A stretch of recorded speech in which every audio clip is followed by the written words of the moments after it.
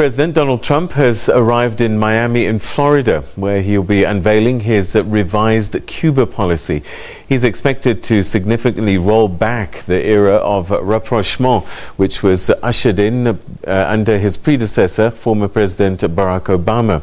The administration had undertaken a review of relations with the island nation that is expected to uphold a campaign pledge to reverse much of the Obama-era policies towards Cuba, including a significant easing of travel restrictions by restating the importance of the 56-year-old trade embargo that was denounced by the United Nations for decades.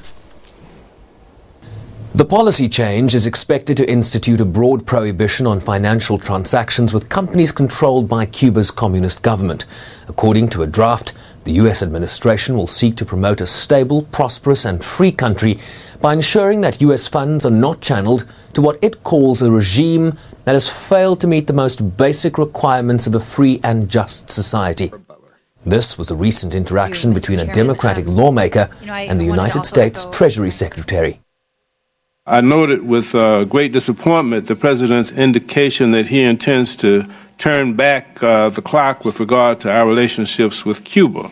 How can we seriously want to expand trading, free and fair trade, when we've got a neighbor 90 miles away that is receiving and is engaged in very serious commerce with China, Canada, Mexico, but yet we want to turn our backs. And particularly my state of Georgia, we export over $78 billion in agriculture. And of course, there are other items besides agriculture that we'd love to be able to export just 90 miles away. But it seems the administration wants to go in the opposite direction there. We are researching, we are spending some time discussing the Cuba policy. That's under review. For US-based companies like the Starwood Group that owns Marriott Hotels, the new policy could mean the cancellation of its special government license obtained last year that allowed it to sign a deal with the business arm of the Cuban military. The new policy could also mean Americans would have to revert to applying for a special license to travel to the island. This Cuban entrepreneur has appealed directly to the US president's influential daughter.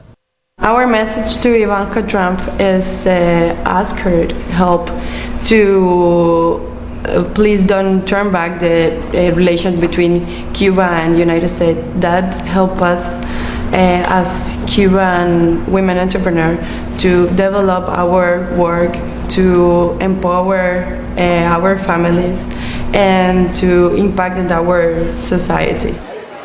On an island that has seen a steady spike in American tourists over the last several years. If the president were to make any changes in any trade policies, in any tourism policies, or in any policies that would affect travel for Americans to Cuba and the transfer of information, of goods, of knowledge, and music, and money, would be a gross mistake. Cuba is a neighbor, it's part of the Americas, it's part of the United States, it's part of our history and culture in the United States. And any change in policy, any limitation, would be an egregious mistake. Americans reportedly make up between 7 and 15% of total visits to the island, with some local businesses reporting that a majority of their sales are to tourists from the United States. The U.S. embargo with Cuba remains firmly in place and can only be removed through an act of Congress, which increasingly seems unlikely under the Trump administration and Republican control of both houses of Congress. Sherman Bryce-Pease, SABC News, New York.